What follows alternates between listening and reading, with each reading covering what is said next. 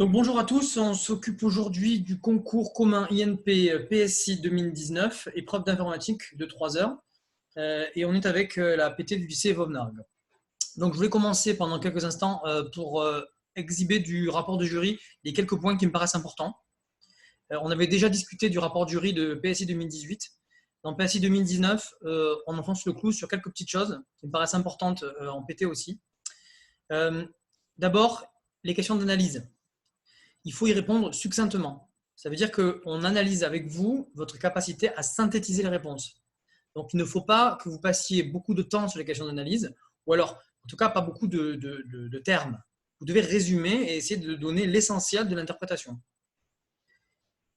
Les algorithmes doivent être relativement simples. Si vous avez l'esprit un peu tortueux en informatique, il faut que vous ayez une exigence de variables compréhensibles et de petits commentaires dont on avait parlé la dernière fois, dont on disait que le jury apprécie bien qu'ils soient d'une autre couleur. Comprendre une documentation, ça effectivement, ce sont dans tous les sujets de concours. Alors l'année dernière, Banque PT 2019, si vous l'avez regardé, il y avait pas mal de programmes comme ça qui étaient déjà présentés. C'est souvent des choses qu'on voyait à l'oral et à l'écrit de plus en plus. Ça fait partie d'une des compétences à avoir en tant qu'informaticien. Vous avez un programme écrit par quelqu'un d'autre et vous devez le comprendre. Donc pour ça, il ne faut pas s'affoler si on voit des fonctions qu'on ne connaît pas. On va tout de suite voir l'annexe ou juste après le programme proposé dans le sujet pour voir l'explication des fonctions inconnues. Voilà, je parlais de complexité, de tri pas en place, on va en parler. Voilà, tout commentaire trop long montre un mauvais esprit de synthèse. Gardez-le bien en tête, ce truc-là, ça me paraît important. Alors, pour le sujet en question. Donc, je voulais qu'on le fasse ensemble pour deux raisons. D'abord, parce qu'il permettait d'aborder autre chose que du numérique. Et on a fait beaucoup de numérique ensemble. Et quand vous allez réviser Banque PT de l'année dernière en particulier, vous allez encore faire du ELR, des intégrales, etc. On a beaucoup fait. Ce qu'on n'a pas beaucoup fait, c'est les thèmes d'études. Vous regarderez dans le programme de PT. En fait, le programme de deuxième année, hormis sur quelques items que sont la récursivité, donc les tris, les piles, et c'est tout. Hein. Enfin, après, ce sont essentiellement des thèmes d'études. Et dans les thèmes d'études, c'est là qu'il y a en particulier les graphes, même parfois de la présentation en langage objet. En fait, donc, il y a beaucoup de choses, beaucoup de thèmes. Et je pense que les thèmes qui sont scientifiquement aujourd'hui extrêmement utilisés, il faut les avoir quand même rencontrés 2 ou 3 fois dans des sujets, parce que ça vous permet d'avoir déjà des connaissances de base et donc de pouvoir aller plus vite que les autres pour analyser le sujet. Le sujet de Banque PT l'année dernière, il faisait 24 pages. Donc c'est vrai que ceux qui connaissaient un petit peu les items qui étaient présentés, eh bien ça permettait de gagner du temps. Voilà. Donc là, le sujet, c'est l'intelligence artificielle appliquée à la médecine. Donc, on s'intéressait à la possibilité, donc à une pathologie lombaire, du rachis lombaire. Donc, à gauche, vous avez le rachis lombaire dans un état qualifié de normal. Au milieu, dans un état d'hernie discale. Et à droite, c'est de spondylolisthésis. Et donc, l'idée du programme, c'est d'essayer de se dire, est-ce qu'on serait capable, uniquement grâce à une plage de données, de tests cliniques qui ont été effectués en amont, donc grâce à un échantillon, de pouvoir prédire, sans la présence d'un humain, si un nouveau patient qui arrive grâce simplement aux mêmes examens qui ont été faits sur les patients d'avant, est-ce qu'on est capable de savoir si la personne est dans un état normal, d'hernie discale ou de spondylolisthésis.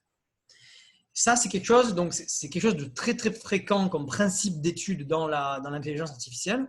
On veut se passer d'un humain, non pas parce que ça coûte cher, ce n'est pas spécialement le cas, c'est que c'est surtout un praticien, hormis en fin de carrière, qui a vu des dizaines de milliers de patients, ben il verra toujours moins de patients qu'une machine. Donc la machine qui peut, sur des variables quantitatives, prendre en compte tous les patients, eh bien, elle a forcément une expérience qui est meilleure que celle de l'humain. Donc en fait, le but, ce n'est pas de suppléer l'humain, c'est de le remplacer pour les tâches répétitives. Ce qu'on appelle l'apprentissage super, le deep learning, l'apprentissage profond. Donc, pour pouvoir prédire si le nouveau patient il est malade ou pas, on va proposer donc deux méthodes, la méthode KNN et la méthode Naive-Bayésienne. Donc, c'était pour cette deuxième raison que je voulais qu'on fasse le sujet ensemble, c'est qu'il y a des probas. Et on n'a pas fait de sujet de proba, alors qu'il y a quand même des probas en maths. Donc, c'est une probabilité non négligeable, sans vouloir faire de mauvais jeu de mots, pour qu'on voit des probas au concours.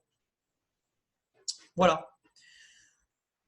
Donc, juste avant de commencer, ici, j'avais rajouté des petits items, vous regarderez bien. Je ne suis pas très fan de ces préambules en particulier. On vous précise que les modules NumPy et Matplotlib ont été importés. OK. Normalement, on doit être bien précis. Est-ce qu'ils ont été importés sans alias ou avec alias? Vous savez que si on écrit from NumPy import étoile, ça veut dire que toutes les fonctions NumPy qu'on utilisera, eh bien, on n'aura pas besoin de les rappeler avec un alias. Par contre, si on écrit import matplotlib.pyplot as plt, alors l'alias sera plt. Et c'est ça qui était imprécis dans le sujet, c'est que toutes les fonctions NumPy, elles n'avaient pas d'alias, mais les fonctions de matplotlib, elles avaient un alias. Donc là, il y a un problème d'énoncé. Ce n'est pas le seul, hein. Il y a quelques petites imprécisions qu'on va regarder ensemble.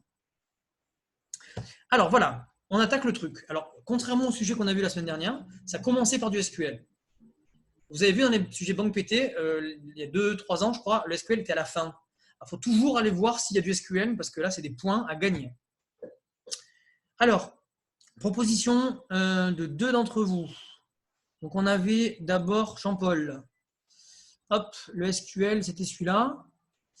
Alors, qu'est-ce que tu as à nous dire là sur la question numéro 1? Rien de particulier. Je crois que c'était assez classique, la 1. Ouais. La 2 c'était un… Moi, il y a juste la 3 où j'ai fait une erreur, je sais. Enfin, pour moi, la 1 et la 2, c'est classique. Donc, la 2, c'est quoi? La 2, c'est comment ça s'appelle, une jointure. Ouais. Donc, ouais, il suffit de connaître comment faire une jointure, puis il n'y a pas grand-chose à faire. Ouais. La 3, par contre, je ne savais pas. J'ai fait quelque chose, mais c'est complètement faux ce que j'ai fait la 3. Ouais, alors, dans count, effectivement, alors il y avait count, c'est sûr. Tu as raison, parce qu'il faut compter le nombre de patients dans l'état normal. Donc, dans count, tu ne peux pas mettre d'équation. Hein. Donc, dans count, ouais, je ne savais plus, d'accord. Alors, si tu mets, il faut toujours que tu mettes un attribut. Dans count, il faut que tu mettes un attribut pour savoir ce qu'il doit compter. Si tu mets count état, il va compter le nombre d'états. Et les nombres d'états, il y en a 3. D'accord. Okay. Or, ce n'est pas ça qu'on voulait, c'est le nombre de patients. Donc, est-ce que tu penses qu'on avait besoin d'une jointure déjà? Là, comme ça, je pensais que non, mais apparemment, quand je regarde la correction, apparemment oui, mais moi, je pensais que non, il n'y a pas besoin de jointure. J'ai mis 2 corrections justement, parce qu'en fait, on serait tenté de penser qu'il y a une jointure, mais ce n'est pas nécessaire. Tu as raison, c'est toi qui as raison. Parce que chaque état est le nombre de patients pour chaque état. Vous voyez qu'on demande les états et le nombre de patients. Donc, en fait, on veut compter le nombre de ID patients qui ont un certain état. Donc, on n'a pas du tout besoin ni du nom, ni du prénom, ni de l'adresse, ni de la naissance du patient. Donc, la table patient est inutile. Donc, tu as raison, ce n'est pas nécessaire. Alors, regardons justement les 2 corrections que j'ai proposées, qui s'inspirent d'ailleurs de ce que tu as fait toi. Hein. Alors, il y a aussi Rémi qui avait mis quelque chose, on va voir, peut-être qu'il a un truc mieux que moi. C'était dans le PISO. Hop, voilà. Donc, toi, pour la question 3, tu as mis… Alors, voilà. Ce qui te manquait, c'est bien Rémi, ce qui te manquait à Jean-Paul, c'est le groupe by. D'accord. Quand vous utilisez les fonctions d'agrégation, donc count, AVG, sum, min, max, j'en oublie peut-être une ou deux. Souvent, alors si vous mettez, souvent vous avez besoin après le where, donc après ce qu'on appelle la sélection, vous avez besoin d'un group by. Group by, ça permet simplement de grouper par état. Ça fait des blocs par état. D'accord. Et après le group by, si jamais vous devez avoir une sélection, c'est-à-dire que, je sais pas, groupé par état, tel que, avec la condition que l'état doit être égal à 2. Tu n'as pas le droit de mettre group by état égale 1. Hein. Tu mets group by état, having état égale 1. Le having, c'est comme le where, mais ça va après le group by. Donc ici, Rémi, simplement, il n'y a pas de E. Hein. C'est group by. Et je conseille de mettre à chaque fois les mots-clés du SQL, je vous conseille de les mettre en majuscules. Ça permet à celui qui vous lit de mieux voir les choses. OK? Alors, dans la correction, donc ça c'est bien ce qu'il a fait. Moi, dans la correction, j'ai mis une petite chose. Alors, attendez, excusez. Donc, dans la correction que je vous ai proposée pour ma part, je vous ai proposé donc 2 requêtes possibles. Donc, la première avec une jointure, mais qui n'est pas nécessaire. Et mieux, c'est celle-là. Alors, je vous signale que dans des corrigés qu'on trouve sur Internet, ils rajoutent le distinct. Ça, c'est une petite précaution qui n'était pas nécessaire pour le sujet. C'est au cas où un même patient apparaisse plusieurs fois dans la table médicale. Si jamais vous avez dans la table médicale, pour le même état, un patient qui apparaît 2 fois, alors ça serait dingue, ça voudrait dire qu'en fait, il a 2 fiches médicales. Ça veut dire qu'en fait, il est passé 2 fois aux examens et puis la secrétaire ou le secrétaire a oublié d'enlever les précédents essais cliniques. Bon, ça serait quand même tiré par les cheveux, mais bon, au cas où, ça permet de discuter de ça. Si vous rajoutez distinct, ça supprime la 2e apparition du même ID patient. Donc le ID patient n'apparaît qu'une seule fois en tout. OK? Est-ce qu'il y a des questions sur le langage SQL que vous auriez rencontré? Oui, Ismaël? Mais je comprends pas dans votre remarque, comment est-ce qu'un patient il pourrait être compté 2 fois justement? Apparaître 2 fois? Oui. Moi, je suis d'accord avec toi. J'ai trouvé ça dans les corrections sur Internet, donc j'en ai discuté avec vous. C'était l'occasion de parler de distinct. Ça voudrait dire que en fait, la table médicale ici, qui contient donc de nombreuses fiches, eh bien, elle contient 2 fiches avec le même ID patient. Pourquoi? Ça me paraît un peu bizarre, je suis d'accord avec toi. Hein. Normalement, s'il y a des nouveaux examens, je pense qu'on jette la précédente fiche. Eh ben, ok, ça va, merci. Les autres? Moi, j'ai une question aussi. C'est pas en rapport avec ce qu'on vient de faire, mais c'est sur la SQL. J'ai regardé le rappel de SQL et je me souviens plus. Il y avait une histoire avec du like ou du pourcentage. Je sais plus trop ce que c'est et je sais plus à quoi ça sert. Like, c'est pour si jamais tu cherches une occurrence d'un mot ou d'une partie de mot. Donc, si tu veux, where, par exemple, ça serait ici where non, tu vois, commence par la lettre A. Donc, tu vas vers where non, like, A, pourcentage. Et le pourcent, ça remplace n'importe quelle chaîne de caractères. Ok, c'est pour finir la chaîne de caractères? Ouais, c'est pour remplacer n'importe quel type de caractère. Ok. Donc, par exemple, avec les patients dont les noms contiennent, je sais pas n'importe quoi, GUI, quoi, eh bien, vous mettez where, non, like, éventuellement, vous mettez un pourcentage devant au cas où il y a des choses avant Guy. Donc, pourcentage, Guy, pourcentage. Ok. Merci. Autre question?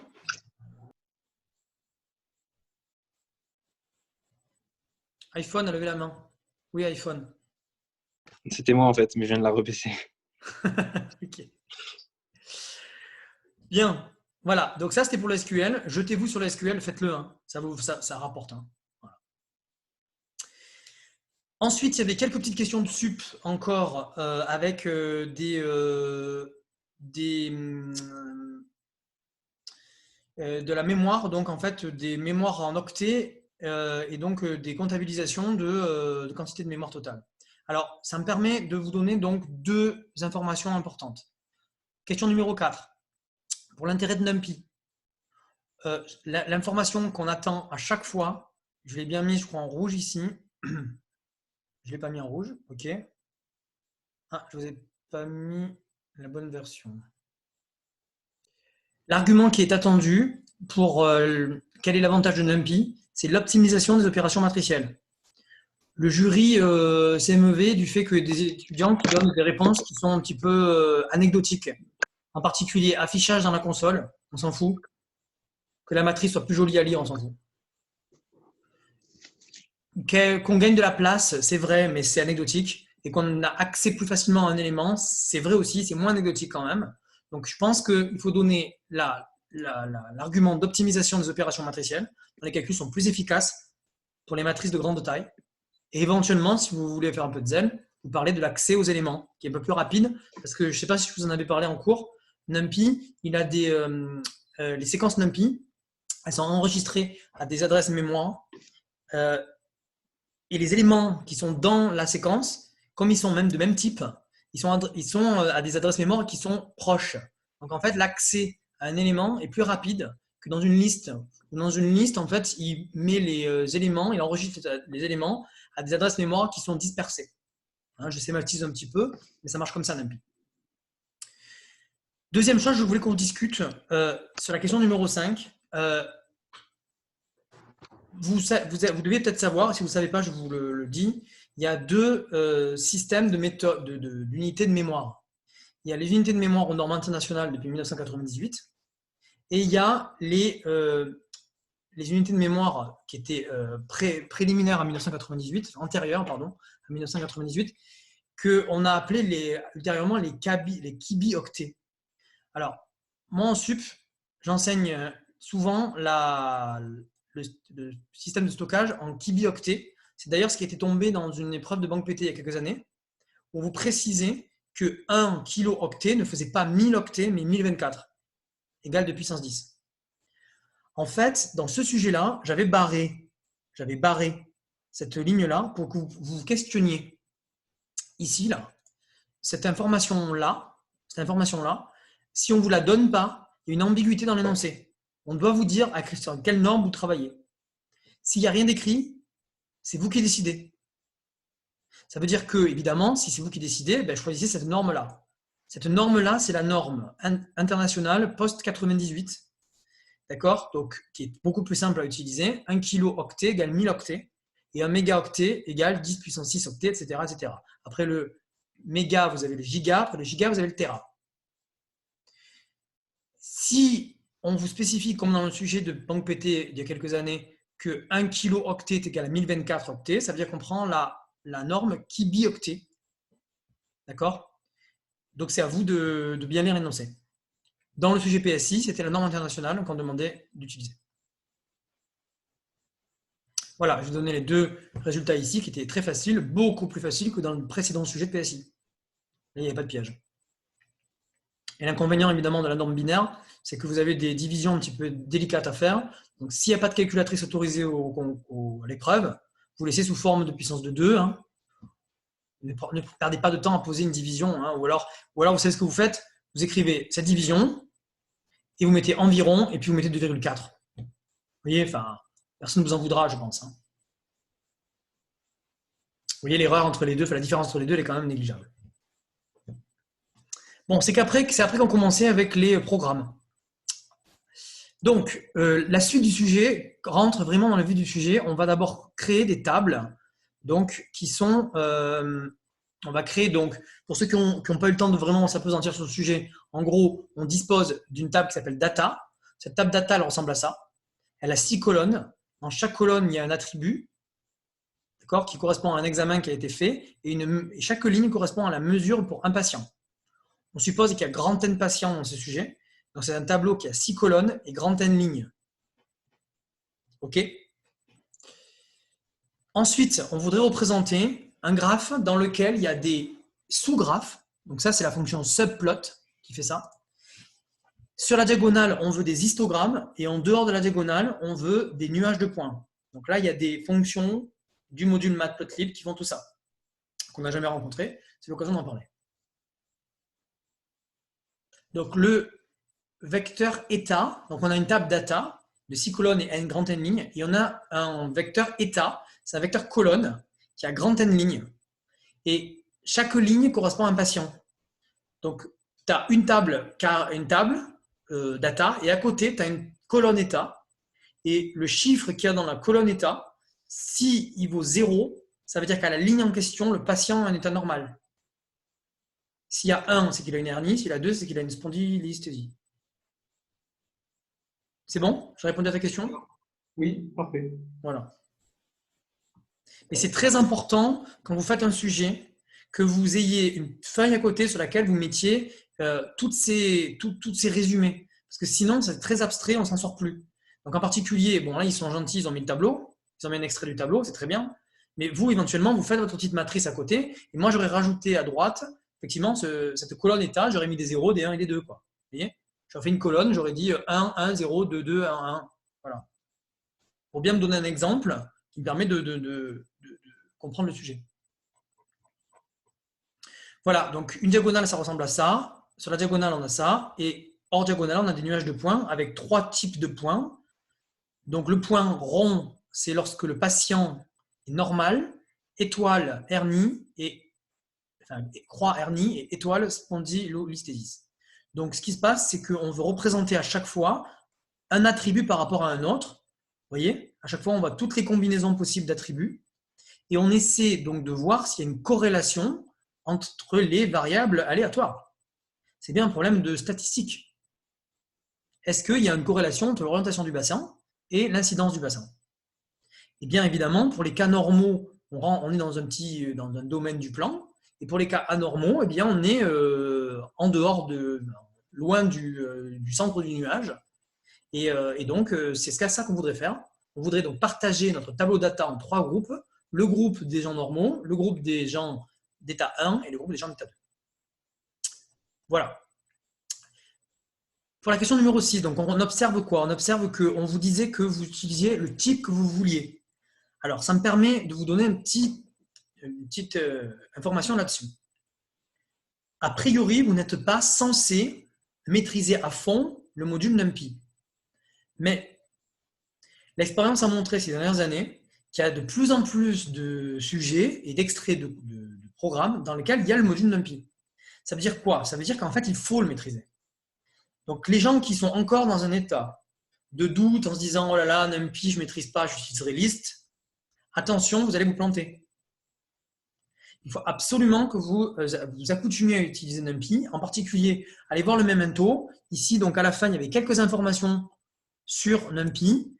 C'est des fonctions qu'il faut connaître. Sans ça, il faut connaître tout. Vous avez le droit d'avoir effectivement à la fin un petit pense-mémoire, mais en fait, on le donne uniquement parce que dans le programme, il n'est pas indiqué que NumPy est un attendu. Mais c'est un leurre, parce que le gars qui ne connaît pas NumPy va mettre 2 heures à comprendre le truc. Donc en particulier, souvenez-vous bien qu'en NumPy, vous avez plein de fonctions préprogrammées, que vous avez la possibilité d'extraire un élément par cette technique-là. Si vous mettez un 2 points sur le premier argument, ça veut dire que vous prenez une colonne. Donc en particulier, ça c'est la IM colonne et ça c'est la IM ligne. Et après, vous avez les fonctions préprogrammées comme zeros. Attention, double parenthèse. Voilà. Et après, il y a le produit matrice vecteur. On en avait parlé la semaine dernière. Alors, on revient donc à nos moutons. Donc je crois que Jean-Paul, tu commençais à la question numéro 10. Donc, on va regarder ce qu'il a fait Rémi. Ouais, la 6, ça fait partie des questions que j'ai pas. En fait, c'était un peu comme Clément. Je comprenais pas vraiment. Je comprenais pas vraiment ce que c'est des états, des data. Du coup, c'était un problème de compréhension. Quand je vois la correction, ça me paraît assez simple. Et maintenant que vous avez expliqué, je comprends un peu mieux ce qu'il fallait faire. D'accord. C'était plus un problème de compréhension dans le sujet. Et ouais, mais c'est ça le gros souci. Hein. Et je peux vous dire que moi, quand je le lis aussi, ça vient pas tout de suite. Hein. Donc, il faut vraiment, il faut pas aller trop vite non plus sur la lecture du préambule, parce que comme vous avez vu, si vous ratez ça, vous ratez tout. Et c'est vrai que vous voyez, c'est vrai que l'introduction de l'état n'était pas très très explicite, puisque là, l'état de santé est stocké par un vecteur de taille n comprenant des valeurs entières correspondant aux différents états. Alors, vous voyez, moi j'ai dit que c'était en colonne. Quand ils disent vecteur, ils ne disent pas s'il est en ligne ou en colonne. Et ça, on a rencontré, vous vous rappelez, on a rencontré le même abus la semaine dernière au sujet PSI. Quand il y a écrit vecteur de taille n, en toute rigueur, c'est en ligne qu'il faut le comprendre. En toute rigueur, c'est en ligne qu'il faut le comprendre. Quitte à le transposer. Bon, mais il vaut mieux voir en colonne, parce que je suis d'accord avec vous, si vous voyez en ligne, vous ne comprenez rien. Parce que chaque ligne correspond à un patient, donc le vecteur état, il vaut mieux le voir en colonne. Donc, dans ce programme-là, il y a des questions, des choses qui vous ont choqué, des lignes que vous n'avez pas bien comprises.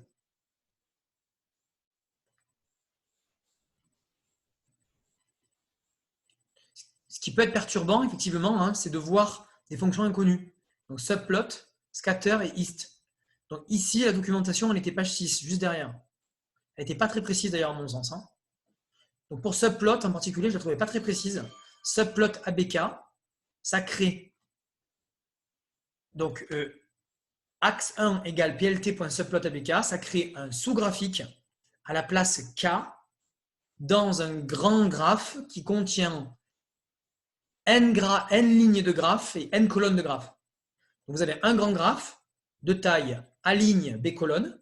À chaque coordonnée, il y a un nouveau graphe. Et la place numéro K, ça c'est un piège monumental avec ce plot.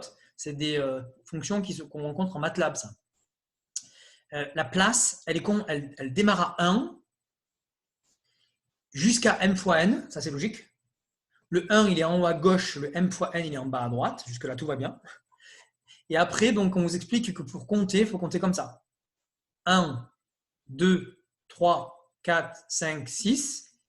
Et puis après, 7, 8, 9, 10, 11, 12, etc. Donc, on balaye par ligne. Ce qui permet de faire un peu d'arithmétique pour retrouver, grâce à un petit modulo ou à une petite multiplication, quelle est la place, quel est le numéro d'un graphique dans le graphe de graphique. Donc celui-là, par exemple, il est en position, 2, 3. Donc en Python, il est en position 1, 2. Il est en position 1, 2 en Python et il est en place 9. Donc il faut réussir à trouver un lien entre les coordonnées et le graphe. On avait fait un sujet, et la place du graphe. On avait fait un sujet comme ça l'année dernière, je crois, avec Sudoku, non? On l'a fait ensemble, Sudoku? Ça vous dit quelque chose? Non? Oui, moi, ça me dit quelque chose, le Sudoku. Ouais, ben voilà. C'était le même type de sujet. Comment relier la place d'une case avec ses coordonnées?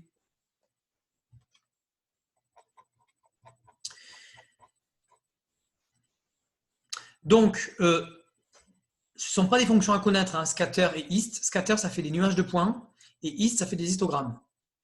Voilà. Alors, pour east, j'ai précisé quelque chose parce que en fait, la documentation n'est pas très précise.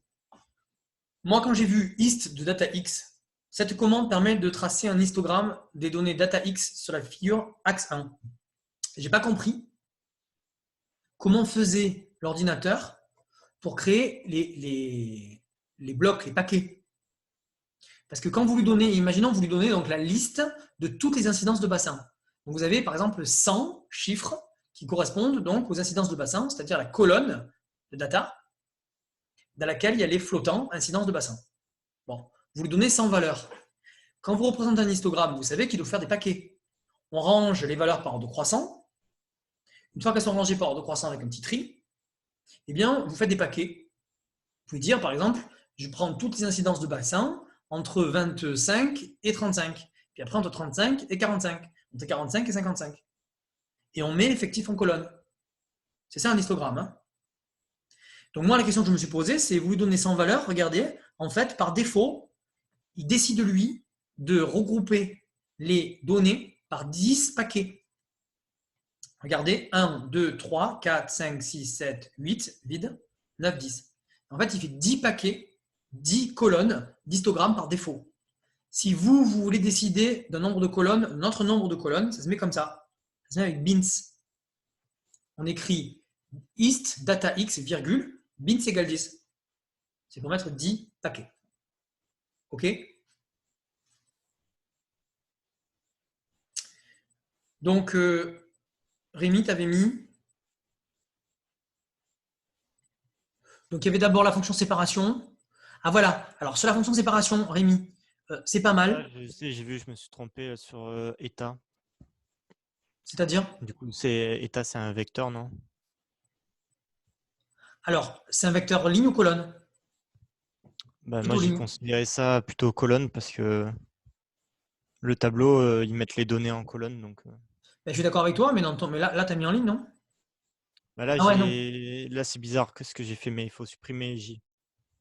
Là, tu le voilà, prends-le en ligne. Hein. Oui. Donc, effectivement, c'est ça là, le gros truc un peu désagréable. C'est que je pense que là, dans ces cas-là, vous mettez un hashtag, vous mettez un petit commentaire. Dans votre sujet, vous mettez « Je suppose dans la suite que état est un vecteur ligne ». Quand le sujet n'est pas précis, c'est à vous de le préciser. Hein. Et vous prenez la précision qui vous arrange. Évidemment, il valait mieux le prendre en ligne. Moi, j'ai pris comment? Alors ça, c'est pas vous. Moi, j'ai pris en ligne aussi, hein, je crois. Hop. Donc, ça, dans le programme, vous ne regardez pas. Hein. Tout ce qui est entre les lignes là, de hashtag, vous ne regardez pas. C'est uniquement pour créer la table data. Donc, moi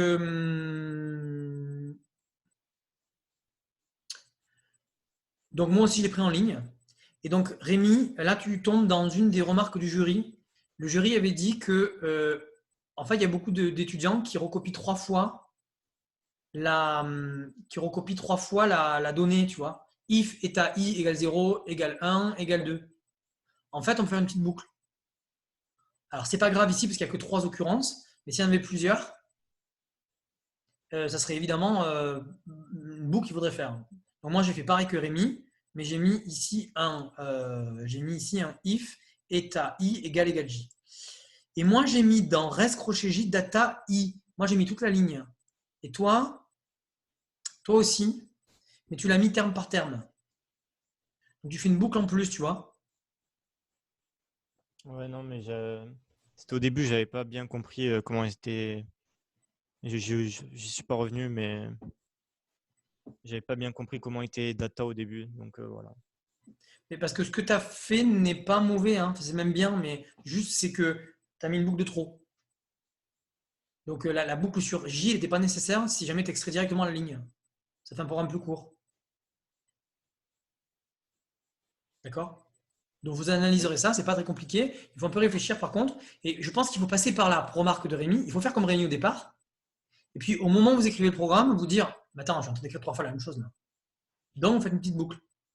Une boucle sur, non pas sur le J qui est le numéro de colonne, mais sur le numéro de l'état. 0, 1 ou 2. Que j'ai proposé ici. Autre proposition, puis une syntaxe en compréhension. Donc, je vous ferai remarquer que ça, ce n'est pas du tout au programme. Ce n'est pas un attendu du programme. Donc, ne vous lancez pas dans des compréhensions si vous n'êtes pas clair sur le sujet. C'est juste plus court, mais plus abstrait.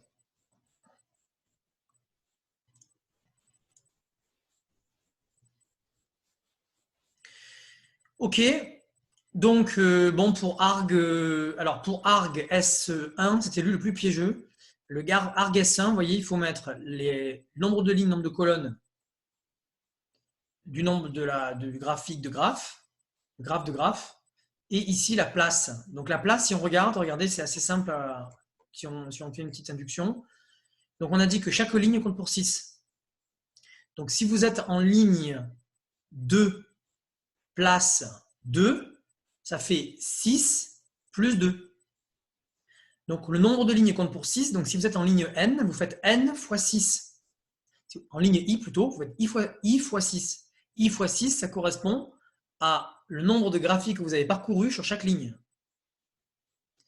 Alors maintenant, comme en Python, tout commence à 0, si vous êtes à la ligne 1, vous êtes là. Donc si vous êtes à cette ligne-là, à la ligne 1, en fait, il faut compter 1 fois 6 plus j. Et le dernier piège, donc en gros, si vous êtes à la ligne pythonienne i, il y avait i ligne avant. D'accord? Si vous êtes à la ligne pythonienne i, comme les lignes partent de 0, il y avait i ligne au-dessus. Donc ça fait, si vous êtes en ligne i pythonienne, vous avez 6 fois i graphique strictement au-dessus, plus le nombre de colonnes de graphes ici, plus le nombre de colonnes, et plus 1, parce que votre premier graphique part à 1, et pas à 0. Donc le piège, c'était que vous aviez ici comme correction à mettre 6 fois i plus j. Donc ici, n valait 6, hein, plus 1. Et ici, on extrayait dans groupe crochet K. Donc, groupe, c'est la fonction, c'est la première fonction. La fonction groupe, elle renvoie 3 tables. La première table, qui est une sous-table de data qui contient que les lignes avec les patients d'état normaux, virgule, groupe crochet 1. Donc, groupe crochet 1, ça c'est toutes les lignes de la table data pour lesquelles les gens ont une hernie, etc. Pour groupe numéro 2, pour groupe crochet 2, c'est pour spondylodystésis. Voilà. Donc ici, on extrait la colonne numéro I de groupe crochet K. Et ici, on extrait la colonne J de data. Et pour la question numéro 8, eh bien, on vous demande une analyse. Donc une analyse ici donc relativement courte. D'accord. Les diagrammes sur la diagonale permettent de connaître la répartition des patients. Et hors diagonale, la corrélation entre deux attributs. Il y a des questions sur cette partie avant de passer à l'intelligence artificielle?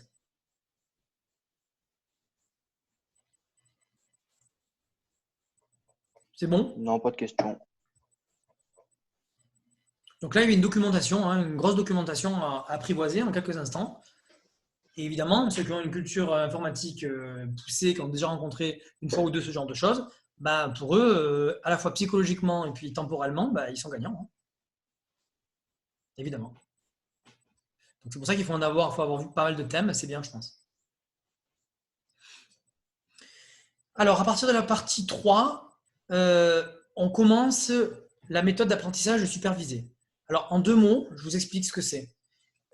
Donc, toute intelligence artificielle doit apprendre de manière mécanique, sachant que les indicateurs ont été d'abord programmés par un humain. Ce n'est pas la machine qui décide toute seule comment elle crée les indicateurs par groupe. C'est l'humain qui est au début, et souvent c'est l'humain qui est à la fin aussi, parce que l'humain doit vérifier. Si par exemple vous avez ici un problème de patient, évidemment, l'intelligence artificielle va dire le patient a une hernie, mais après vous allez vous revoir le patient à la fin en tant que praticien pour vérifier que l'intelligence n'est pas trompée. Donc, il y a toujours une méthode de vérification au début et à la fin. L'apprentissage profond, donc, c'est quelque chose qui est aujourd'hui extrêmement présent en intelligence artificielle. Il y en a 2 types. Il y a le type supervisé et le type non supervisé. Le type supervisé, c'est ce qu'on est en train de faire ici. Vous avez déjà des classes. Donc, vous avez déjà ici 3 classes qui sont déjà prédéfinies par des indicateurs. Donc, vous savez que vous n'avez que 3 états. Et le nouveau patient, vous voulez le distribuer dans un des états. Ça s'appelle de l'apprentissage supervisé. Si jamais vous faites de l'apprentissage non supervisé, c'est que vous ne connaissez pas encore les classes. Alors ça, c'est un petit peu plus délicat. Par exemple, je sais pas, par exemple sur une maladie inconnue comme le coronavirus, vous ne connaissez pas encore tous les symptômes. Donc en fait, vous allez avoir 100 patients qui vont arriver, ils ont un problème, et donc vous allez, grâce à des indicateurs, essayer de les mettre par classe de ressemblance. Mais vous les mettez par classe de ressemblance sans trop savoir encore en quoi cette ressemblance, elle peut être qualifiée par une maladie précise. Vous faites des groupes de ressemblance, des groupes de forme. Et un nouveau patient qui arrive, rien ne dit qu'il va pouvoir rentrer dans les groupes prédéfinis. Donc, il va peut-être créer un nouveau groupe. Donc, ça s'appelle de l'apprentissage non supervisé. C'est beaucoup plus délicat, évidemment. C'est plus de la reconnaissance de forme que de la reconnaissance de la régression ou de la classification. Voilà. Donc, maintenant, un nouveau patient arrive. On lui a fait N examens. Les N examens ont donné, donc on a fait 6 examens. Les 6 examens lui ont donné un vecteur, position. Et maintenant, on veut savoir, grâce à ces 6 données, dans quel groupe on va mettre le gars. Ou la personne, enfin, le patient. Voilà. Donc, préparation des données, on vous demande d'abord de normaliser. Pour éviter en fait d'avoir des nombres trop grands, on ramène tous les nombres entre 0 et 1. C'est un peu ce qu'on ferait en proba. Alors ça, c'est une question, je pense qu'il faut vraiment avoir faite. Parce que en fait, c'est normalisation. S'il y a un sujet de proba, on vous les demandera. Donc ça marche comment? Ça marche assez simplement.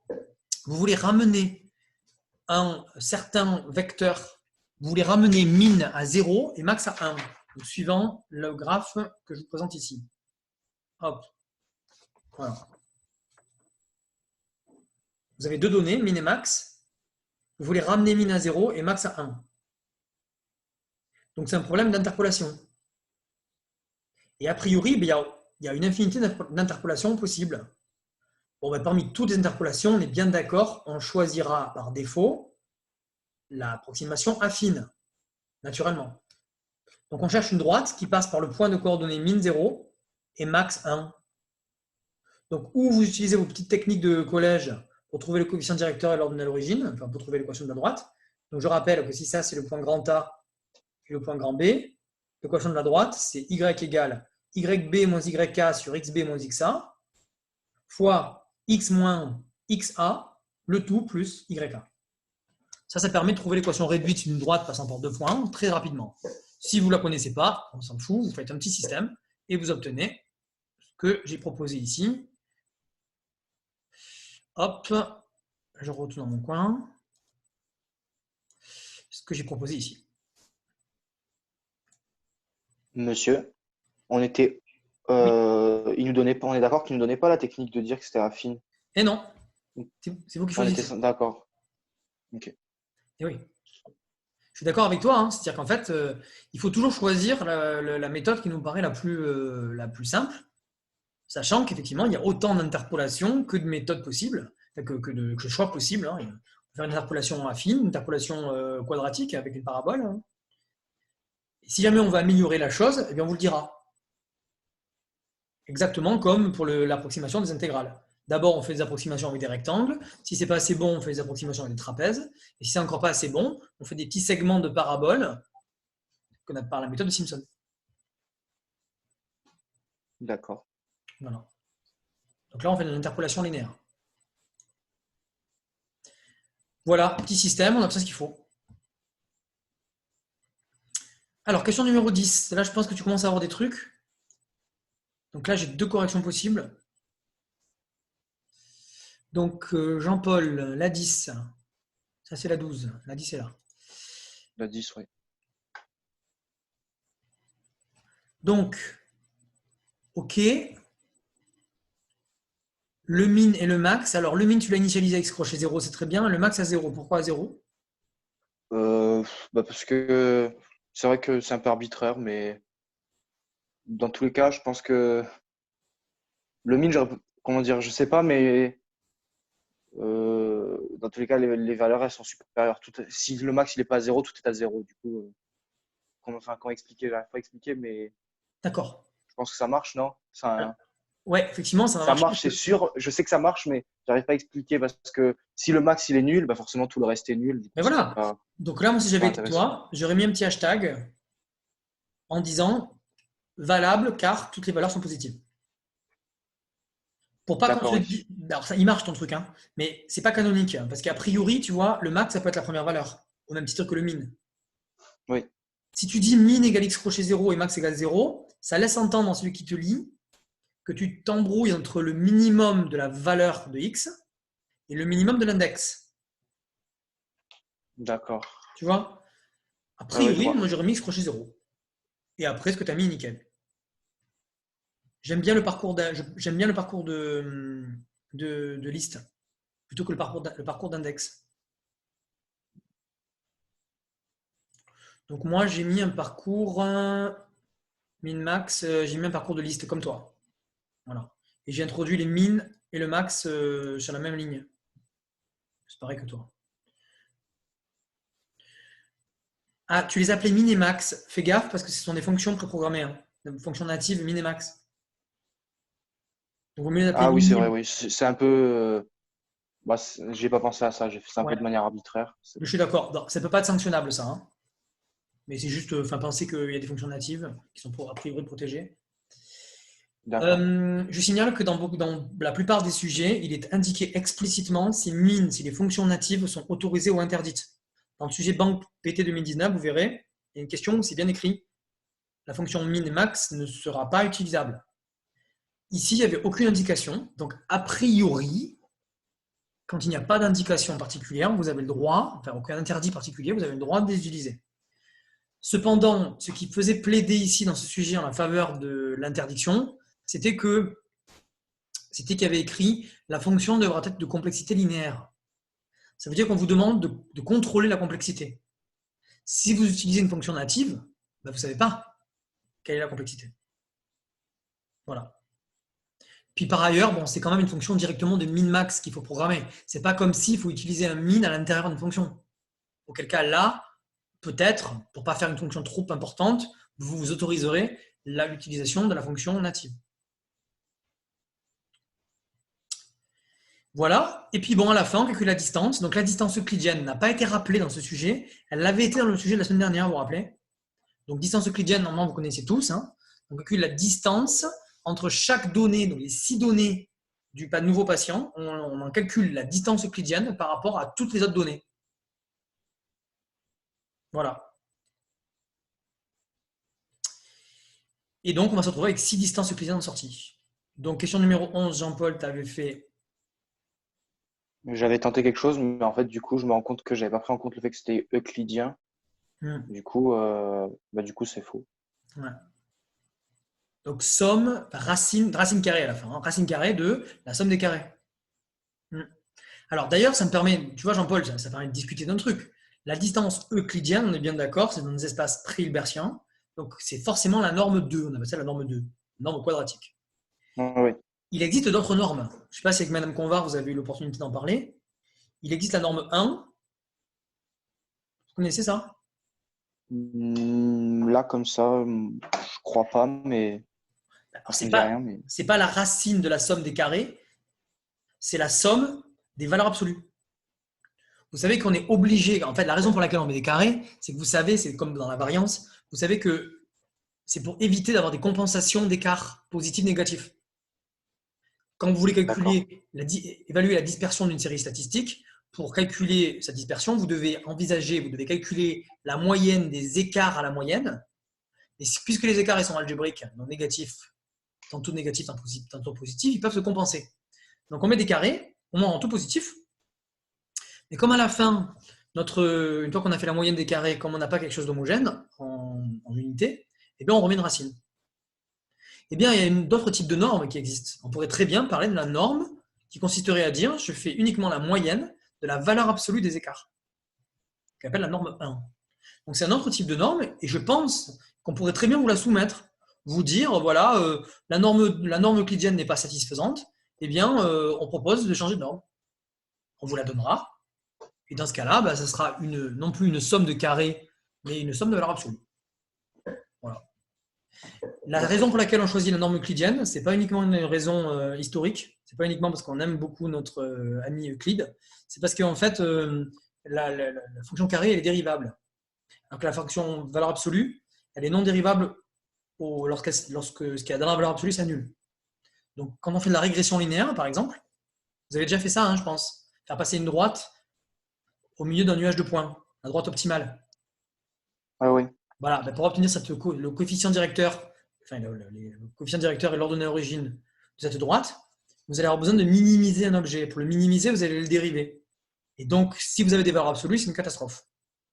Donc, c'est pour ça que dans la régression linéaire, par exemple, eh bien, on utilise la norme euclidienne et non pas la norme 1. Voilà. D'accord. Bon, là, je vous fais un peu de maths, mais ça fait toujours du bien. Voilà, quelques petites révisions. Ok, et Rémi, donc, proposition de Rémi. Ça, c'est moi.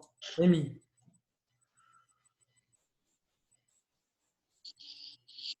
Voilà, ton min-max, il est nickel. Et ta distance.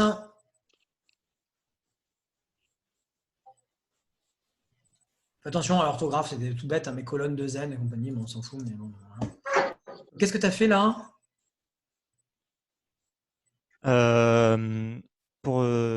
Ici, j'ai fait une liste avec tous les minimums de chaque colonne pour pouvoir les utiliser dans ma deuxième boucle. Et pareil avec les max. Et donc, ensuite, j'ai parcouru chaque liste. Et donc, j'ai fait la somme de la valeur dans le tableau moins la valeur Z. Enfin, j'ai fait, je pense. Oui, j'ai fait ça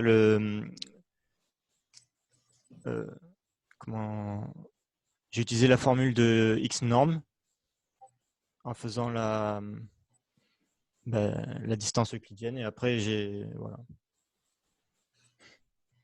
D'accord. Ça, c'est très clair. Ouais, d'accord. Non, mais je pense que ça me paraît juste. Donc J, c'est l'indice de colonne, effectivement. Ça me paraît juste. Il faudrait bien vérifier, mais je pense que ça m'a l'air bon. Ça m'a l'air bon. Ce qui est intéressant, c'est, vous voyez, il a fait la conversion, hein, ligne 82. Pensez à faire ce genre de choses, de convertir tout de suite vos tableaux en NumPy, parce que s'ils ne sont pas convertis en NumPy, vous ne pourrez pas extraire les colonnes facilement. Vous pouvez les extraire, évidemment, mais par une boucle avec append. Donc ça va être un petit peu plus long. Ça me paraît bon. Bon, moi, bien sûr, c'est le même système que toi. Moi, je n'ai pas stocké les. Moi, j'ai calculé les min-max au fur et à mesure. Tu vois? Toi, tu les as tous stockés. Voilà. Ça me paraît plus clair ce que j'ai fait moi, mais ton truc a l'air de marcher.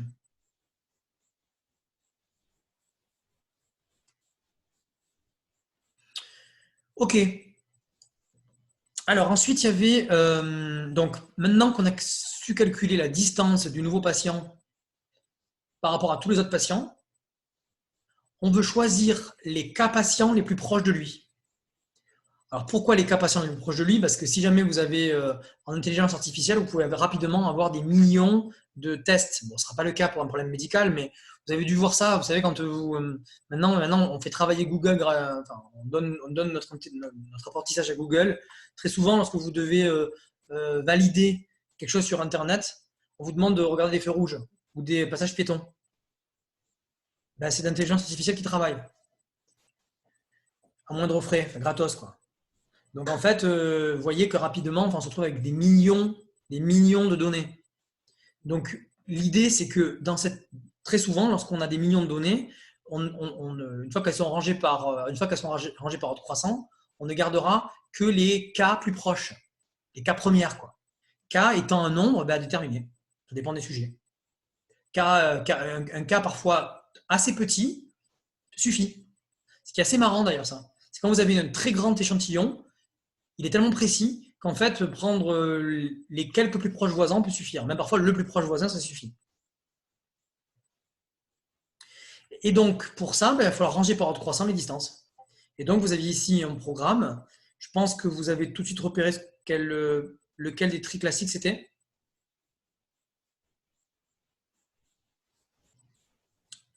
Un trifusion. Ouais. Fusion. Vous avez vu la dichotomie ici, hein? Donc, quand c'est la dichotomie, c'est fusion. Quand c'est récursif avec une clé, c'est rapide. Et si c'est une double boucle for, c'est insertion. Je vous rappelle que ce sont les seuls 3 tris à connaître. Sélection, c'est un exercice que je vous avais donné, au cas où, parce qu'il peut tomber. Je vous demander de le retrouver. Je pense que, en fait, s'il y a un tri qui tombe, on vous donnera un extrait, on vous demandera de le retrouver. Surtout si c'est un tri récursif. Puisque, bon, évidemment, par défaut, moi, je vous conseille d'en apprendre un par cœur. Le quicksort, il est pas mal à apprendre par cœur. Mais les autres, ne faites pas un passe dessus. Relisez-les bien la veille du concours pour essayer de vous les remettre un peu en tête. Alors, celui qui était proposé n'était pas exactement celui que je vous avais donné. La partie def-tree, oui. Ça, c'était celle que je vous avais donnée. C'était la deuxième fonction. Et la première, c'est celle qui consiste à fusionner.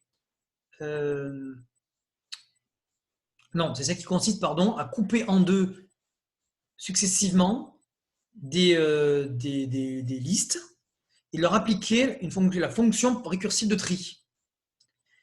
Ce qui est très difficile à voir, on avait essayé de le voir, on va rappeler avec une simulation, c'est très difficile à voir le trait fusion. Il prend la liste, il coupe en deux, il recoupe en deux, il recoupe en deux, il recoupe en deux, il recoupe en deux, il recoupe en deux. Une fois qu'elles sont toutes coupées, eh bien, dès qu'elles ont deux éléments, enfin un élément, elles sont déjà triées. Donc après, vous fusionnez les listes triées, et c'est ce que fait la deuxième fonction. La deuxième fonction, elle fusionne deux listes T1 et T2 qui sont déjà triées. Si la première est vide, on retourne la deuxième. Si la deuxième est vide, on retourne la première. Et si jamais alors là, il y avait une petite subtilité que je n'ai pas redite. Vous avez remarqué, dans le sujet, il y avait écrit on triait une liste de couples. Donc T, c'est une liste qui contient que des couples. Et on trie par rapport à l'élément de distance, qui est donc le premier élément du couple. Ce qu'on appelle un ordre lexicographique. Vous vous en contrefichez de l'état. Le deuxième élément du couple, vous en fichez. C'est le premier qui compte. C'est pour ça qu'ici, il y avait des crochets là. On regarde ici le zéroième élément, donc la distance, de T1 crochet 0. Si la distance de T1 crochet 0 est plus petite que la distance de T2 crochet 0, alors on réapplique la fonction de tri sur le slicing ici, donc T1 privé de son premier élément, virgule T2, et devant, on met l'élément T1 crochet 0, qui est l'élément minimal. Il est minimal parce que, comme les deux listes sont déjà triées, si cet élément est plus petit que celui-là, ça veut dire que celui-là est plus petit de tous. Et donc ici, on complétait l'autre else par cette méthode symétrique. Ensuite, on vous demandait, dans le nom du tri, on vous demandait les avantages et les inconvénients. Donc, par rapport au tri par insertion, retenez donc le petit tableau qu'on avait vu ensemble, que je crois avoir regardé sur ma clé. Donc, si je l'ai, on peut le regarder ensemble. Réviser le tableau de tri. Je ne l'ai pas remis. Donc, je ne l'ai pas remis, hein, vous le trouvez sur le site très aisément, puis vous l'aviez, je crois. Hein, vous l'avez distribué en feuilles. Donc, rappelez-vous que le tri fusion, il est autant en moyenne que autant dans le pire des cas et dans le meilleur des cas, il est en quasi linéaire. Quasi linéaire, ça veut dire en grand taux de n ln de n. Donc, c'était l'avantage énorme du tri fusion, évidemment, c'est qu'il est plus rapide que le tri par insertion. Par contre, inconvénient, inconvénient par rapport au tri par insertion, c'est qu'il a une complexité qui est moins bonne que le tri par insertion si la liste est déjà triée.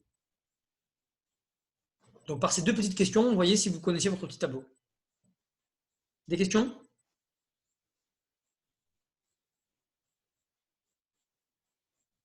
Non, pas de questions.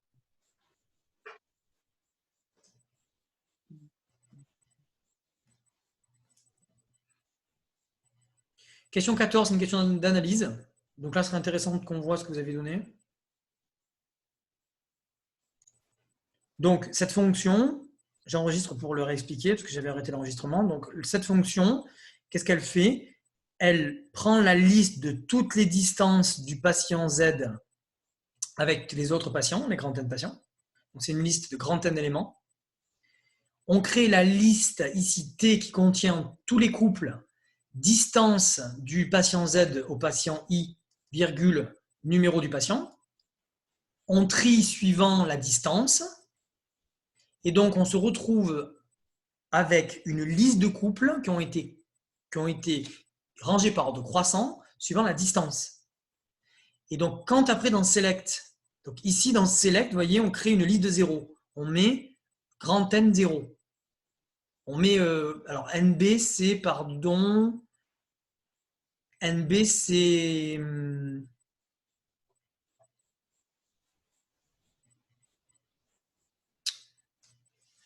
alors NB c'est, donc NB c'est 3, c'est le nombre d'états. Donc on crée ici une liste de 3 zéros. Donc ici ils ont mis ça, ils auraient pu autant mettre 0,0,0. Hein. Et donc maintenant on va regarder dans la liste select qui contient donc 3, donc les zéros ce sont des compteurs, hein, donc 3 compteurs à 0. On va ajouter au compteur en question 1 à condition que, pour les k premiers éléments de la liste triée. Donc, il se passe quoi? Il se passe qu'on va mettre, regardez, crochet 1 ici, donc on va mettre le numéro du patient. On va mettre en place, donc, ici, ce qui est surligné, c'est un numéro de patient. Ça, c'est le numéro de tous les cas patients les plus proches du patient Z. Quand on fait état crochet ce nombre-là, on obtient l'état du patient en question. Et à chaque fois qu'il y a un patient normal, on augmente le compteur, le premier compteur en fait de select de 1. S'il a une hernie, c'est le deuxième compteur. Et s'il a une spondylolisthésis, c'est un troisième. Voilà. Et donc, à la fin, on se retrouve avec une liste de 3 compteurs. On regarde quel est le compteur le plus grand des 3. Et le compteur le plus grand des 3, c'est donc le nombre majoritaire parmi les 3. Donc, le premier compteur, c'est le nombre de patients qui sont normaux, le nombre de patients dans l'état 1, le nombre de patients dans l'état 2. Et en fait, le maximum de ces 3 nombres, ça donne exactement la prédiction de l'état du patient Z. Et donc, on retourne ici l'indice en question. Ici, ça crée juste le maximum. Heureusement, alors on vous demandait d'expliquer ligne 1, 2, 3. Select et AND, c'était pas facile à expliquer. Hein. Donc ça fait partie des questions d'analyse. Ne vous perdez pas dans des explications très longues. Où vous voyez ce que ça fait, vous passez. Question très délicate. Vous regarderez un petit peu la correction pour expliquer concrètement ce que fait le programme. Alors, la question numéro 15, je crois que j'avais retiré. C'est les matrices de confusion. Donc ça, je l'avais retiré parce que le sujet était un peu long, sinon. C'est juste de construire une matrice qui vérifie que l'algorithme qu'on vient de mettre en place, il serait valide si on le testait sur l'un des patients du panel. Vous avez 100 patients. Grâce à ces 100 patients, vous avez créé un protocole de prédiction. Et maintenant, vous voulez vérifier si sur ces 100 patients, si vous testez sur ces 100 patients ce protocole de prédiction, est-ce que vous retrouvez l'état effectif du patient? Vous voyez, c'est un test en fait. C'est un test d'efficacité d'un algorithme. Donc ici, ce 23, ça dit qu'il y a 23 patients du panel des 100 qui sont effectivement dans un état normal et qui ont été diagnostiqués dans un état normal. Le 4 et le 7, c'est pas pareil. Le 4, ça signifie que 4 patients normaux ont été détectés avec une hernie. Et 7 patients normaux ont été détectés avec une spondylolisthésis. Donc là, c'est une catastrophe. Pour ces patients-là, c'est une cata. Hein. C'est-à-dire, vous leur annoncez qu'ils ont une maladie alors qu'ils n'en ont pas. D'accord? Donc, c'est des faux positifs. Donc, évidemment, on pourrait se poser la question de savoir, plus on prend de patients, plus on augmente de grands cas, plus on va être précis, sûrement. Eh bien, en fait, ce n'est pas ce qui se passe. C'est assez marrant, regardez, mais quand on prend les plus proches voisins, si qu'on en prenne 1, 2, 3, 4, 5 ou jusqu'à 18, eh bien, on voit que le pourcentage de réussite, il oscille autour de 72%, mais finalement, c'est pas un grand gain de prendre beaucoup de patients. Alors, évidemment, si par contre on prend un nombre proche de 100, alors là, évidemment, ça va devenir de mieux en mieux. Hein. Ça va finir par augmenter. Hein. Donc, j'avais sauté ces questions-là.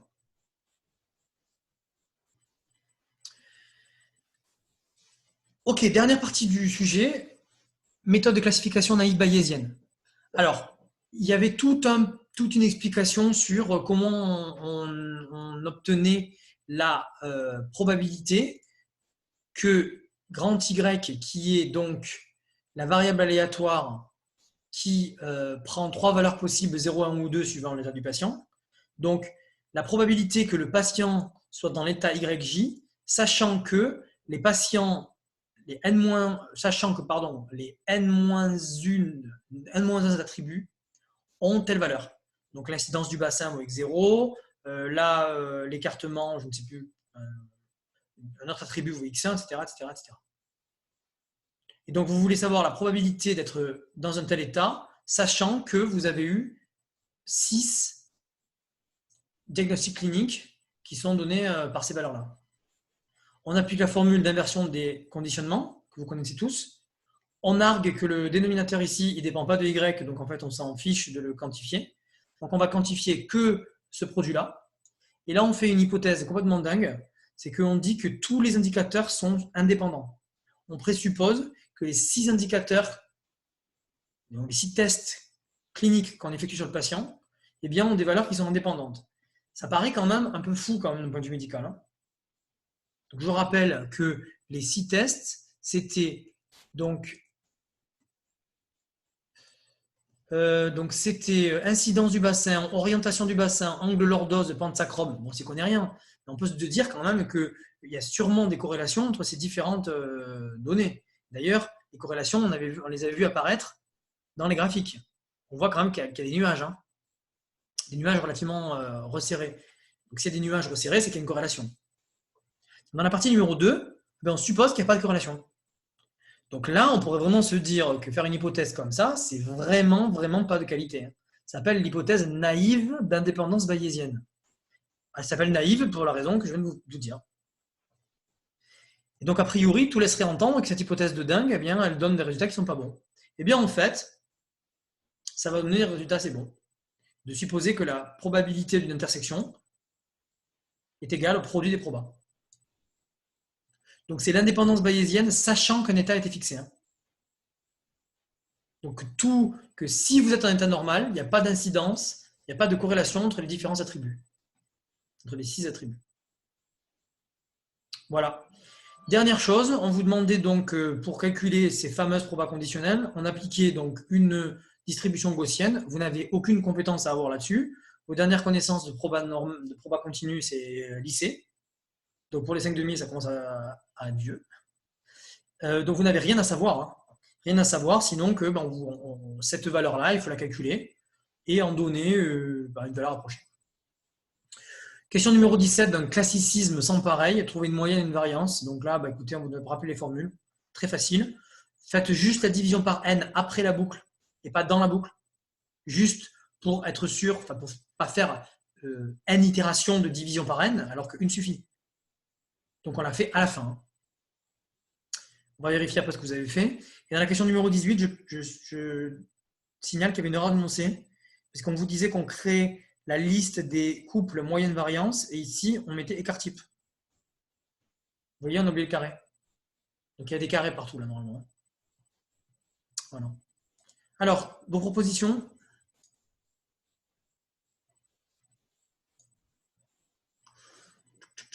Donc, Jean-Paul, tu étais allé jusque-là? Tu t'es arrêté juste avant? Non, je m'étais arrêté à la 16. D'accord, ok. Les autres, si vous avez des propositions, voyez-les, n'hésitez pas. Hein. On est là pour ça. Hein.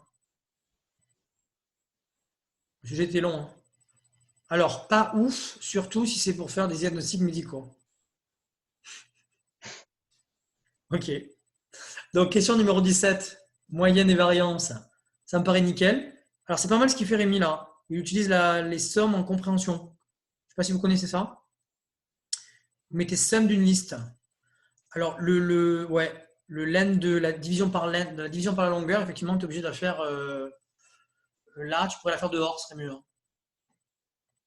D'accord, moi, je l'aurais mise là. Ça ne change pas l'ordre de complexité, mais ça change le nombre de divisions quand même. Oui. Mais il faut que ça soit une. Ah oui, non. Ouais, c'est bon. Ton sum, c'est bien scalaire. Donc, c'est bon. Voilà, j'aime bien ces fonctions. Elles sont courtes, elles sont nickel. Hein, prenez-les en note. C'est le genre de choses qu'il faut savoir faire. La fonction sum n'était pas interdite, donc vous avez le droit d'utiliser. Moi, en question 17, j'ai fait une somme à la mano. J'avance un peu. Mais voilà, moi j'ai fait une somme à la mano. Hein, mais vous avez a priori le droit de faire comme Rémi. Et pour la question d'après, alors il aime bien les listes en compréhension, Rémi. Hein. Donc, je vais quand même vous donner sans correction. Je vais vous la mettre sur Discord, vous pourrez l'analyser.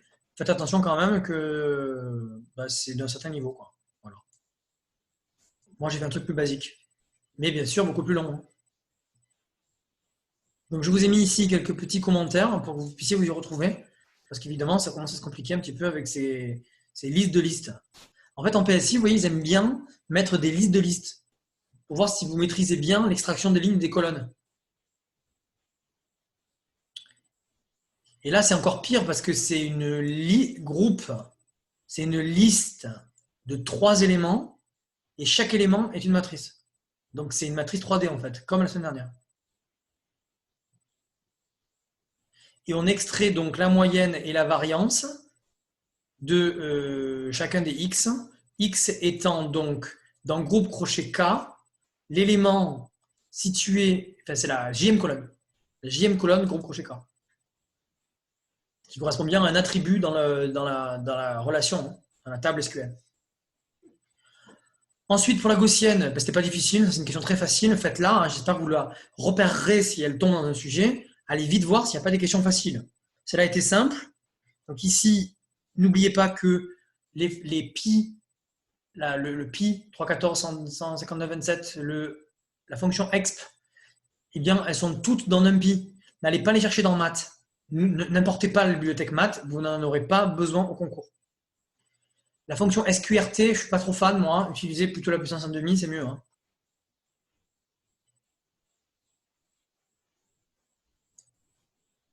Donc, on revient au sujet pour la question numéro 19. Donc, c'est ce que je viens de faire.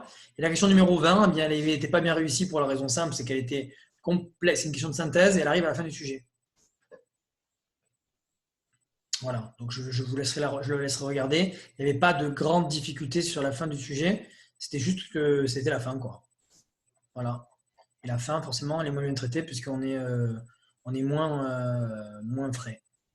Question numéro 21, ça aussi, alors ça c'est pas sympa parce que c'est un petit calcul de max, d'accord. Ça fait 3 fois qu'on vous le demande et on vous redemande de le faire une autre fois, sachant que ça va être encore sanctionné par des points.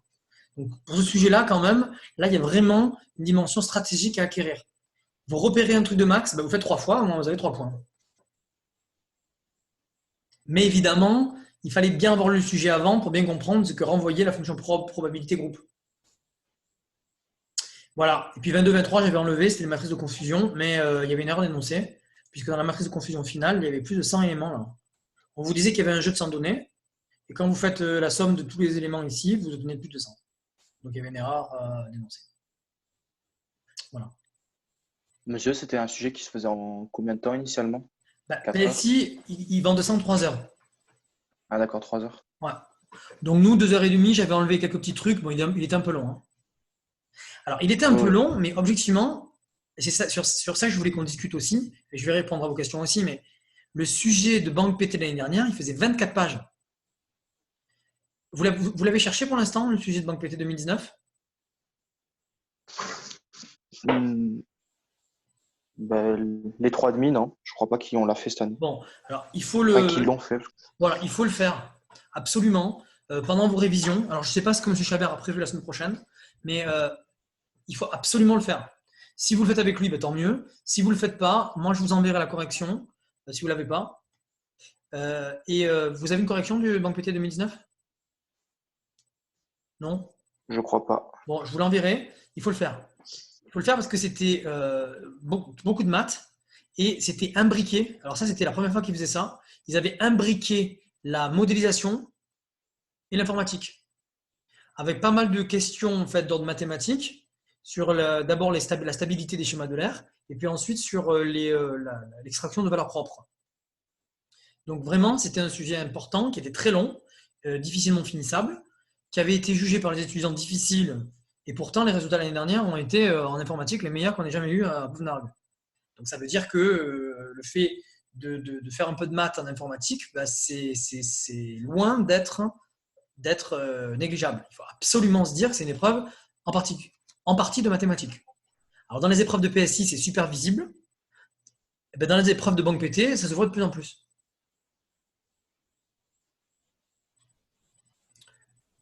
On l'avait fait la moitié, il me semble, avec M. Chabert il y a 2 semaines. La première moitié ? Bon, si vous avez fait la première moitié, vous faire la deuxième moitié maintenant. Parce qu'à la fin, était intéressant. Ah oui, c'est vrai. Oui. Voilà. Il faut la chercher pendant vos révisions. Vous prenez 2 heures et vous pouvez le faire en petite simulation d'écrit, ce serait pas mal. Et moi, une semaine avant le concours, je vous envoie la correction à votre demande éventuellement. Hein. Ceux qui l'avaient avant, je vous l'envoie avant. Suivant vos plannings de révision.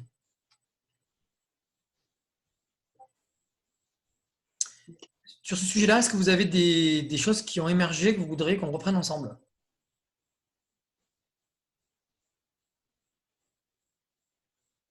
Est-ce qu'il y a des choses sur lesquelles vous ne vous sentez pas très à l'aise ? Moi, j'ai toujours eu du mal avec le calcul de complexité d'un programme. Eh ouais. Alors, pour la raison simple que souvent dans le sujet de concours, c'est posé de manière très elliptique. Quand on vous dit la complexité est linéaire, ce qu'on entend, c'est que c'est le nombre d'itérations qui est linéaire.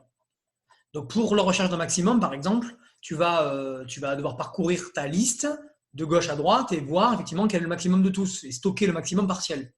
Donc, évidemment, tu vas avoir n itérations, donc ta complexité va être linéaire. Mais évidemment, il n'y a pas écrit ce qu'on compte.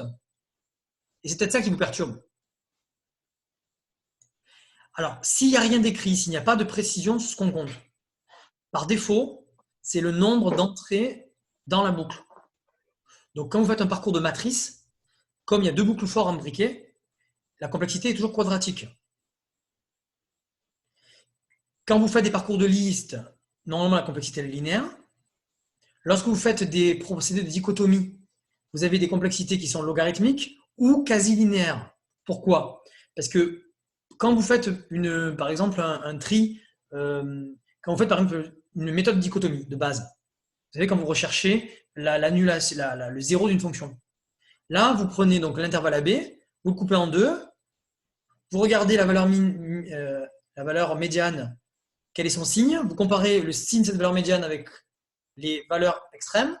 Si le signe de la valeur médiane est différent d'une des deux valeurs extrêmes, alors ça veut dire que le 0 est d'un certain côté de l'intervalle et vous recommencez. En faisant ça, vous faites des divisions par deux successives, vous avez une complexité logarithmique. En comptant le nombre d'entrées dans la boucle, tu vois, uniquement. La seule difficulté qu'on a rencontrée cette année, c'est pour les tris. Parce que pour les tris, on avait des complexités quasi linéaires. Parce qu'en fait, on imbriquait deux fonctions souvent. On imbriquait deux fonctions. Et les tris, souvent, il y a un des deux tris qui est linéaire, un des deux tris qui est logarithmique. Et quand tu les composes, eh bien, ça fait un tri en n log de n. Donc, dans les tris, ce qui était délicat, c'est qu'en fait, on vous demandait, on avait compté le nombre d'échanges et le nombre de comparaisons. On ne peut pas vous demander de trouver une complexité d'une fonction que vous ne connaissez pas dans un sujet de concours si on ne vous dit pas ce qu'on compte. Donc, ne sois pas surpris. Si c'est une complexité inconnue, on te dira quel est le nombre d'opérations à compter. Quels sont les types d'opérations à compter. Si on ne vous dit rien, ça veut dire que c'est une complexité connue. Donc, ou une complexité de sup, comme je vous en ai parlé tout à l'heure, linéaire, quadratique ou logarithmique, ou une complexité de spé. Et dans ce cas-là, les complexités de spé, c'est les complexités de tri. Et normalement, vous avez le tableau de 9 complexités à connaître par cœur. Ça répond à ta question? Oui, merci beaucoup. Je suis d'accord avec toi. Hein. Très souvent, en fait, les informaticiens ne sont pas très précis en la chose parce qu'en fait, souvent, ils savent ce qui compte. Ils savent ce qui compte parce qu'ils en ont tellement fait avant qu'en fait, ils savent, en lisant le programme, ils voient quelle est l'opération qui va prendre le plus de place ou place mémoire, ou en général, c'est une complexité temporelle qu'on vous demande au concours. Donc, une complexité en termes de nombre d'opérations et pas de place que prennent les objets. Ça, c'est les complexités spatiales, on ne vous la demandera pas. Hein. Enfin, on peut que vous demander, comme les questions qu'on a vues tout à l'heure, là, le nombre d'octets occupés par un objet. Mais on ne peut pas vous demander d'optimiser dans une complexité spatiale. Parce que les processeurs aujourd'hui, les disques durs sont tellement énormes que c'est pas bloquant en fait. D'autres choses? D'accord, merci.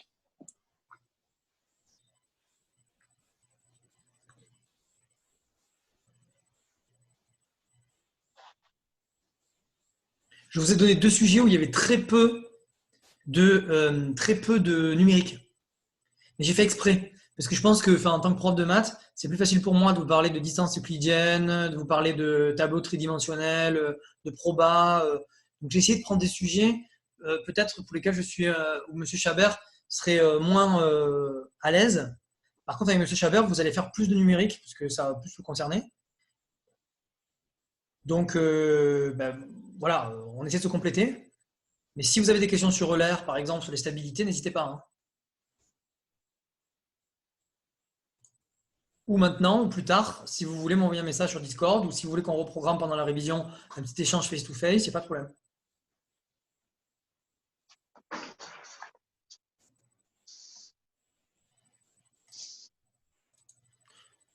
Je ne sais plus qui c'est qui s'est exprimé tout à l'heure, qui n'avait pas eu le temps de chercher avant. T'as eu le temps de chercher en même temps que nous? Comment t'as fait? C'était William, je crois. William? Ouais. T'as eu le temps de chercher, parce que c'est difficile, hein, je pense, de chercher en même temps. Hein. On a passé 1h30 ensemble, et en 1h30, j'ai juste eu le temps de vous expliquer, de brosser le sujet, quoi. Donc si en plus on cherchait ensemble, on est ensemble jusqu'à minuit. Hein. Bon, enfin, je vous aime beaucoup, mais à minuit, on fera autre chose. Vous voyez d'autres choses qu'on pourrait débattre ensemble pour les autres?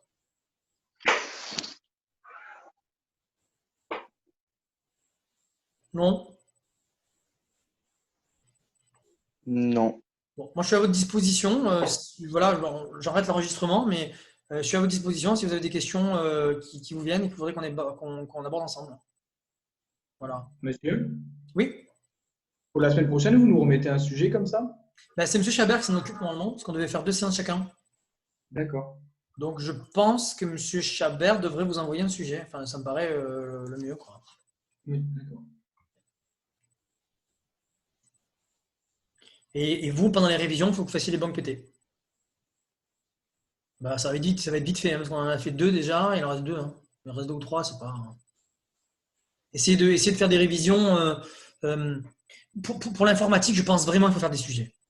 Parce qu'évidemment, la veille du concours, il faut que vous révisiez les quelques fondamentaux à prendre par cœur, les complexités de tri, les 3 algorithmes de tri à connaître.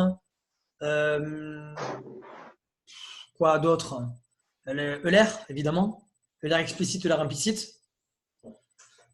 Mais après, vous voyez, tout le reste, il faut s'y préparer en fait comme un marathon. Hein.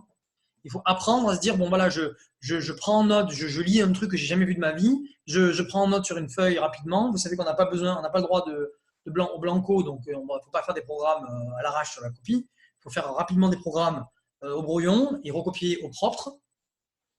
Il faut éventuellement mettre des structures. Il ne faut pas hésiter à faire ce que certains ont fait. Là, tout à l'heure, tu faisais un petit peu ça, Jean-Paul, c'est pas mal, il ne faut pas hésiter. Hein. Vous mettez un petit commentaire au début du programme.